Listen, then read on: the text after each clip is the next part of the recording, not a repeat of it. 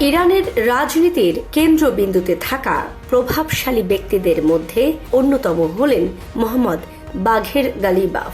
2020 সালের মে মাস থেকে তিনি দেশটির পার্লামেন্টের স্পিকার হিসেবে দায়িত্ব পালন করছেন এবং রক্ষণশীল রাজনৈতিক বলয়ের ভেতরে একটি শক্তিশালী অবস্থান গড়ে তুলেছেন।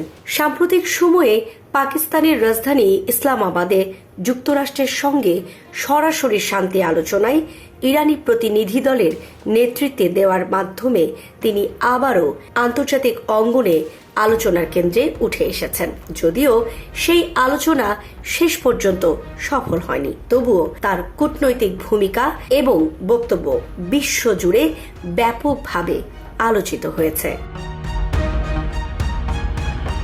1961 সালে জন্ম নেওয়া গালিবাফের রাজনৈতিক উত্থানের পেছনে সবচেয়ে বড় ভূমিকা রেখেছে তার সামরিক জীবন।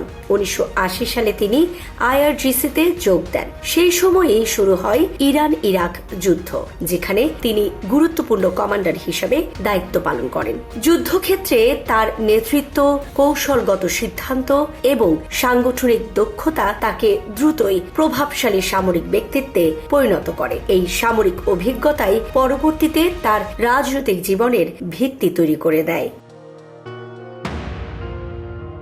সামরিক জীবন থেকে বেরিয়ে এসে তিনি প্রশাসনিক দায়িত্বে প্রবেশ করেন এবং সবচেয়ে আলোচিত অধ্যায় শুরু হয় রাজধানী তেহরানের মেয়র হিসাবে। 2005 সাল থেকে টানা 12 বছর তিনি এই পদে দায়িত্ব পালন করেন, যা শহরটির ইতিহাসে দীর্ঘতম মেয়র হিসাবে একটি রেকর্ড। তার মেয়াদকালে তেহরানে ব্যাপক অবকাঠামোগত উন্নয়ন, সড়ক যোগাযোগ ব্যবস্থার আধুনিকীকরণ এবং নগর পরিকল্পনায় বড় পরিবর্তন আনা হয়। এসব উদ্যোগের কারণে তিনি যেমন প্রশংসা পেয়েছেন, তেমনি একই সময়ে তার বিরুদ্ধে আর্থিক অনিয়ম ও দুর্নীতির অভিযোগও ওঠে, যা তার রাজনৈতিক ক্যারিয়ারকে বিতর্কের মধ্যে রেখেছে।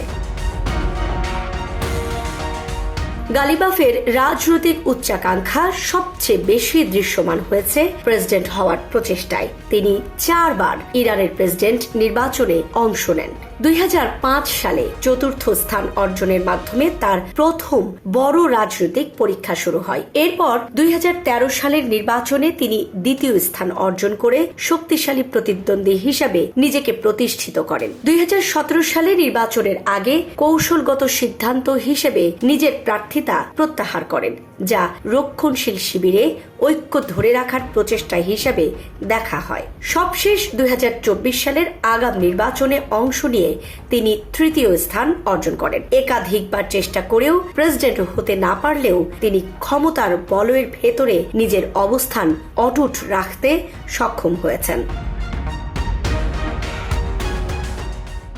2020 সালে পার্লামেন্ট স্পিকার হওয়ার পর তার রাজনৈতিক প্রভাব আরও দৃঢ় হয়। এই পদে থেকে তিনি শুধু আইন প্রণয়ন প্রক্রিয়াই নয়, বরং দেশের নীতি নির্ধারণ, অভ্যন্তরীণ ক্ষমতার ভারসাম্য এবং বৈদেশিক কূটনীতিতেও গুরুত্বপূর্ণ ভূমিকা রাখছেন।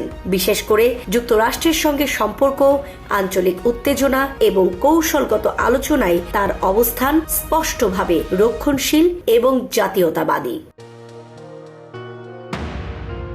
সম্প্রতি ইরানে যুদ্ধ পরিস্থিতি শুরু হওয়ার পর 28 ফেব্রুয়ারি থেকে দেশ জুড়ে সাধারণ জনগণের জন্য ইন্টারনেট সংযোগ ব্যাপকভাবে সীমিত বা বন্ধ করে দেওয়া হয়েছে।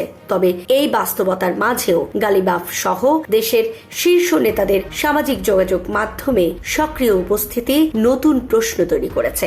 এক্সে তিনি নিয়মিত বার্তা দিয়ে ইসলামাবাদে অনুষ্ঠিত আলোচনার ব্যর্থতার দায় যুক্তরাষ্ট্রের ওপর চাপিয়েছেন। সাধারণ জনগণ যখন তথ্য প্রবাহ থেকে বিচ্ছিন্ন, তখন শীর্ষ নেতৃত্ব কিভাবে অনলাইনে সক্রিয় থাকছে, এই বিষয়টি নিয়ে দেশীয় ও আন্তর্জাতিক পর্যায়ে আলোচনা সমালোচনা বাড়ছে।